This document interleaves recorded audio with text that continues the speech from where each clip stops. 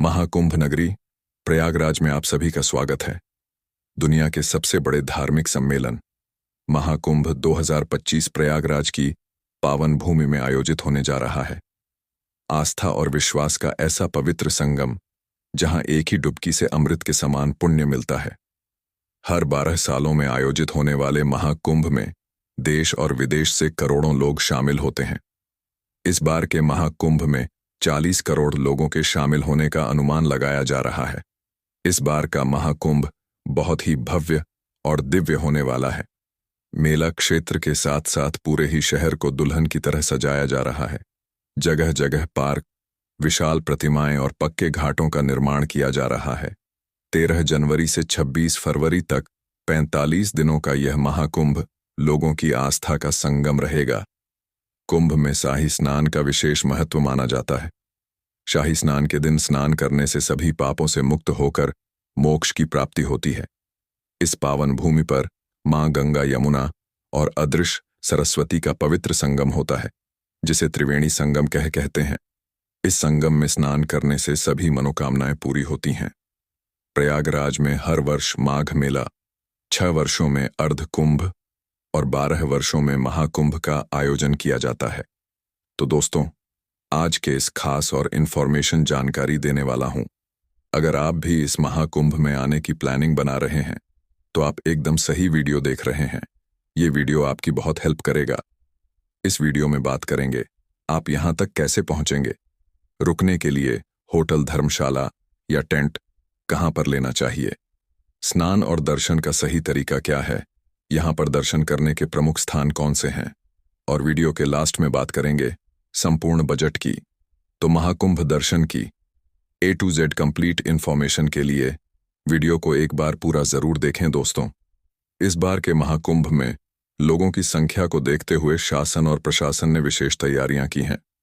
मेला क्षेत्र को यूपी का 76वां जिला बनाया गया है, जिसे 25 सेक्टरों में बांटा गया है। भक्तों की भी एक जगह इकट्ठा ना हो, इसके लिए 7 पक्के घाट भी बनाए गए हैं। साथ ही सभी की सुरक्षा के लिए पुलिस सेना, PAC, NDRF, SDRF, जल पुलिस, पैरामिलिट्री और प्राइवेट पुलिस के लाखों जवान तैनात किए गए हैं। मेले की साफ सफाई और देखरेख के लिए हजारों सफाई मित्र भी सेवा दे रहे हैं। लोगों को आने जाने में कोई भी परेशानी ना हो, इसके लिए अलग अलग मार्ग बनाए गए हैं। साथ ही साथ सभी मार्ग पर पार्किंग की विशेष सुविधा भी दी गई है, जिससे सभी लोग कम से कम चलकर घाट तक पहुंच सकें। तो चलिए वीडियो में आगे बढ़ते हैं और बात करते हैं आप प्रयागराज तक कैसे पहुंचेंगे दोस्तों। प्रयागराज में बहुत से रेलवे स्टेशन बने हुए हैं, जैसे Prayagraj junction, Prayagraj Rambagh, Prayag junction, Naini junction, Prayagraj Sangam, Phaphamau, Jhusi, Prayagraj Chheoki, Bamrauli और सूबेदारगंज। आप अपने शहर से यहाँ के किसी भी स्टेशन तक आ सकते हैं। रेलवे ने यहाँ तक आने के लिए लगभग 3000 मेला स्पेशल ट्रेन भी चलाई है। साथ ही साथ रेगुलर ट्रेन्स भी चल रही हैं। वहीं उत्तर प्रदेश के हर जिले से रोजाना बहुत सी बसेस प्रयागराज के लिए लगाई गई हैं। साथ ही 7000 नई शटल बसेस को भी शहर में चलाया जाएगा। बात करें फ्लाइट की, तो प्रयागराज में भी एयरपोर्ट है। इसके अलावा लखनऊ, बनारस, पटना तक आने के बाद भी आप प्रयागराज तक आ सकते हैं। तो चलिए प्रयागराज पहुंचने के बाद में अब हम लोग बात करते हैं रुकने के लिए होटल, धर्मशाला या टेंट कैसे बुक करना चाहिए। दोस्तों, महाकुंभ के दौरान शहर के छोटे बड़े होटल, धर्मशाला पहले से ही फुल मिलेंगे, तो आप भी पहले से ही ऑनलाइन बुकिंग करके आइए। आप प्रयागराज रेलवे स्टेशन के पास में, रामबाग स्टेशन के पास में या मेला क्षेत्र से 5 से 6 किलोमीटर दूरी तक आप होटल ले सकते हैं। मेले के दौरान नॉर्मल होटल्स की भी 2000 से 3000 में स्टार्टिंग होगी। वहीं अच्छे होटल 7000 से 8000 या 10,000 तक के बजट में मिलेंगे। वहीं दोस्तों, कुंभ मेला में डोम सिटी और टेंट सिटी भी बनी हुई है। अगर आप यहां के टेंट में बुकिंग करना चाहते हैं तो आप कुंभ मेला की ऑफिशियल वेबसाइट KG से कर सकते हैं। ऑफिशियल वेबसाइट पर जो 10 वेंडर दिए गए हैं, इन्हीं से ही आप बुक करें, वरना आप फ्रॉड का भी शिकार हो सकते हैं। यहां पर आप लग्जरी, डिलक्स, सेमी डीलक्स और VIP टेंट तक बुक कर सकते हैं। इनकी स्टार्टिंग 8000 से हो जाती है। इसके अलावा मेला क्षेत्र में जगह जगह रेन बसेरा भी बने हुए हैं। कुछ रेन बसेरा फ्री हैं और कुछ में आपको 100 से 2 करोड़ रुपए का चार्ज भी देना रहता है दोस्तों। इन टेंट्स के अलावा यहाँ पर बहुत से संत महात्माओं कथा वाचकों के भी बड़े बड़े पंडाल बनाए गए हैं, जहाँ पर आप प्रवचन भी सुन सकते हैं। साथ ही साथ आप यहाँ पर आज्ञा लेकर रुक भी सकते हैं। इसके अलावा सभी रेलवे स्टेशन के बाहर बड़े बड़े टेंट भी लगाए गए हैं, जहाँ पर आप फ्री में रुक सकते हैं। लेकिन दोस्तों, मैं आपको एडवाइस करूंगा, आप कोशिश करिए कि आप अपने शहर से सुबह प्रयागराज आ जाएं। पूरा दिन स्नान और घूमने के बाद में शाम वाली ट्रेन से आप अपने घर के लिए वापसी कर लीजिए। दोस्तों, एक बात का आपको विशेष ध्यान देना होगा। शाही स्नान के दिन शहर में सभी प्राइवेट वाहन बंद रहेंगे। आप जिस भी मार्ग से आएंगे वहीं पर आपको पार्किंग मिल जाएगी। साथ ही नजदीकी घाट पर आपको स्नान करना रहेगा। आप मान के चलिए कि आपको कम से कम 2 से 3 किलोमीटर चलना भी होगा। नॉर्मल डेज में रेलवे स्टेशन या बस स्टैंड से ऑटो या ई रिक्शा में 10 से 20 रुपए का किराया देकर आप न्यू नैनी ब्रिज बहराना या चुंगी तक आ जाएंगे। फिर आप 1 से 2 किलोमीटर चलकर मुख्य मेला क्षेत्र में आकर बड़े हनुमान मंदिर किले के पास में आकर स्नान कर सकते हैं। तो चलिए दोस्तों, अब हम लोग बात करते हैं यहां पर स्नान करने का सही तरीका क्या है। दोस्तों, यहां पर जगह जगह साफ सुथरे घाट बने हुए हैं। आप रेलिंग के अंदर रहकर हर हर गंगे का जाप लगाकर आस्था की पावन डुबकी लगा सकते हैं। वहीं दोस्तों, इन घाटों पर स्नान करने के अलावा आप अगर चाहें तो नाव के माध्यम से त्रिवेणी संगम के पास भी जा सकते हैं। नाव वाले 50 से 2 करोड़ रुपए करते हैं। यहां पर साइबेरियन पक्षी आपका चहचहाते हुए स्वागत करते हैं। आप त्रिवेणी संगम में पावन स्नान करके पुण्य प्राप्त कर सकते हैं। दोस्तों, बहुत ही दिव्य और भव्य महाकुंभ का आयोजन किया जा रहा है। आप भी यहां पर आस्था की डुबकी लगाने जरूर आइए दोस्तों। इस बार 13 जनवरी से महाकुंभ शुरू हो रहा है। पहला शाही स्नान भी 13 जनवरी पौष पूर्णिमा को होगा। फिर उसके बाद 14 जनवरी मकर संक्रांति, 29 जनवरी मौनी अमावस्या, 3 फरवरी बसंत पंचमी, 12 फरवरी माघी पूर्णिमा और फिर 26 फरवरी को महाशिवरात्रि के दिन अंतिम शाही स्नान रहेगा। इसी दिन के बाद से फिर महाकुंभ की समाप्ति भी हो जाएगी। दोस्तों, क्या आप जानते हैं इस कुंभ की शुरुआत कैसे हुई? शास्त्रों के अनुसार दुर्वासा महाआर्षि के श्राप से देवता कमजोर होने लगे। तब देवता विष्णु भगवान के पास पहुंचे। विष्णु जी ने उन्हें असुरों के साथ मिलकर समुद्र मंथन का उपाय बताया। तब भगवान विष्णु ने कछुए का रूप धारण कर मंदराचल पर्वत को ऊपर रखकर वासुकी नाग को नेत बनाया और फिर समुद्र मंथन शुरू हुआ। समुद्र मंथन से अमृत कुंभ निकला। अमृत कुंभ के लिए 12 दिनों तक राक्षसों और देवताओं के बीच भयंकर संग्राम हुआ। इसी बीच अमृत की 4 बूंदें पृथ्वी पर आ गिरी। यह बूंदें हरिद्वार, प्रयागराज, उज्जैन और नासिक में आ गिरी। तभी इन जगहों पर कुंभ का आयोजन किया जाता है और 12 सालों में प्रयागराज में महाकुंभ का आयोजन होता है। कुंभ के दौरान इन नदियों का जल अमृत के समान माना जाता है तो दोस्तों, यहां पर पावन स्नान करने के बाद में अब हम लोग बात करते हैं प्रयागराज में आप और कहां-कहां दर्शन कर सकते हैं। दोस्तों, यही घाट के पास में ही किला बना हुआ है। किले के अंदर प्राचीन अक्षय भट्ट है। यहां पर आप दर्शन जरूर करें, ऐसे मान्यता है। वनवास के दौरान राम जी भी यहां पर रुके थे।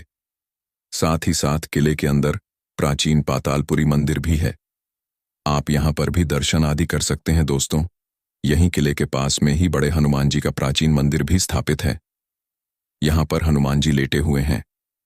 मान्यताओं के अनुसार जब हनुमान जी संजीवनी बूटी लेकर आ रहे थे, तब भरत जी ने असुर समझकर हनुमान जी पर बाण चलाया था, जिससे हनुमान जी यहीं पर गिरे थे। दोस्तों, बहुत ही दिव्य और अलौकिक मंदिर है। यहां पर दर्शन करने से सभी मनोकामनाएं पूरी होती हैं।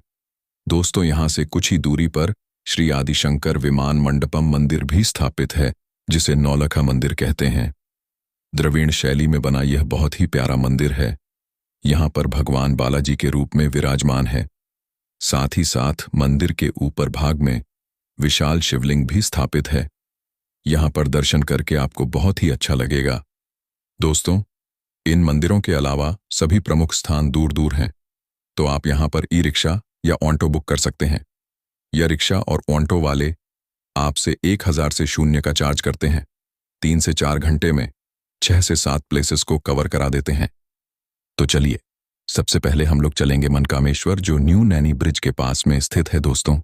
यहाँ पर आप शिव जी के बहुत ही अलौकिक रूप के दर्शन प्राप्त कर सकते हैं। बहुत ही अलौकिक और दिव्य स्थान है। सभी भक्त यहाँ पर दर्शन करने जरूर आते हैं। तो चलिए, नैनी ब्रिज को पार करते हुए अब हम लोग चलेंगे अरल घाट के पास में बहुत ही प्यारा शिवालय पार्क बना हुआ है। दोस्तों, ये शिवालय पार्क बहुत ही शानदार बना हुआ है। यहाँ पर 4 धाम और 12 ज्योतिर्लिंग मंदिरों को वेस्ट मटेरियल से बनाया गया है। साथ ही साथ यहाँ पर बच्चों के लिए वोटिंग करने का भी ऑप्शन रहता है। नॉर्मल डेज में 50 और डे सैटरडे और छुट्टियों के दिन 10 लाख रुपए का टिकट भी लगता है। तो चलिए, यहाँ पर घूमने के बाद में अब हम लोग चलेंगे कंपनी गार्डन आजाद पार्क, जो यहाँ से लगभग 8 किलोमीटर दूरी पर स्थित है। दोस्तों, ये वही पार्क है जहाँ पर हमारे महान क्रांतिकारी चंद्रशेखर आजाद जी ने अंग्रेजों से लड़ते हुए अपनी पिस्तौल की अंतिम गोली खुद को मार ली थी। अंग्रेज उनको जीवन में कभी भी पकड़ नहीं सके। दोस्तों, ये पार्क बच्चों के लिए बेस्ट पिकनिक स्पॉट है। साथ ही साथ यहाँ पर बहुत से झूले भी लगे हुए हैं। तो चलिए, यहाँ पर घूमने के बाद में अब हम लोग चलेंगे भरतद्वाज पार्क और आश्रम, जो यहाँ से कुछ ही दूरी पर स्थित है।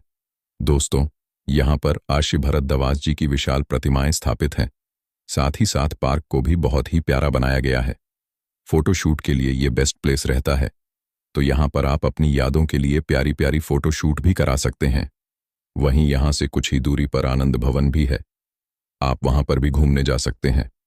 तो यहाँ पर घूमने के बाद में अब हम लोग फिर से मेला क्षेत्र के पास आ जाएंगे और अब हम लोग चलेंगे अलोपी माता मंदिर, जो यहाँ से मात्र 200 मीटर दूरी पर ही स्थित है।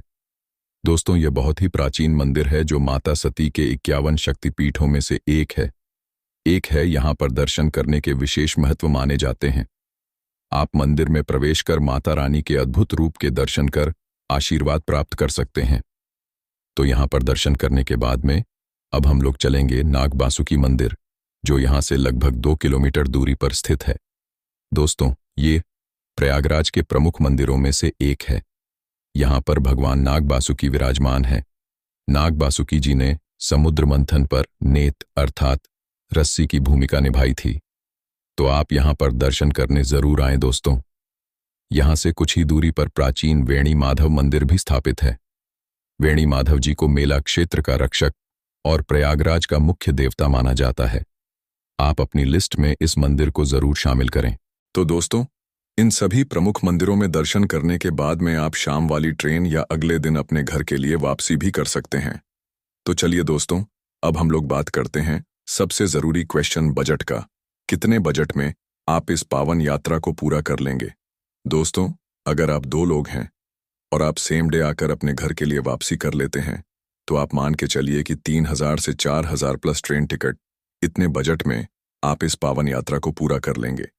वहीं अगर आप यहाँ पर एक नाइट का स्टे करते हैं, तो फिर आप मान के चलिए कि सोमवार से 000 प्लस होटल का किराया प्लस ट्रेन टिकट, इतने बजट में आप बहुत ही अच्छे तरीके से इस पावन यात्रा को पूरा कर लेंगे।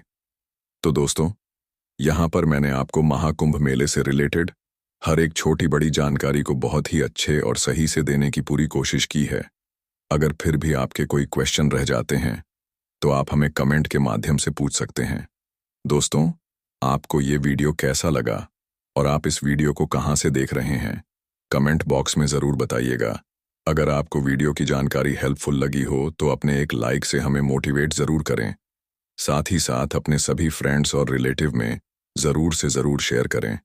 वहीं दोस्तों, अगर अभी तक आप हमारी फैमिली यात्रा मित्र से नहीं जुड़े हैं, तो प्लीज़ चैनल को सब्सक्राइब ज़रूर करें। साथ ही साथ बेल आइकन प्रेस करने के बाद में ऑल नोटिफिकेशन को ज़रूर क्लिक करें, जिससे भविष्य में आने वाले महाकुंभ मेले के वीडियोस और साथ ही साथ अदर प्लेसेस के वीडियो आसानी से मिल सके। तो चलिए दोस्तों, अब मिलते हैं किसी ऐसे इन्फॉर्मेशन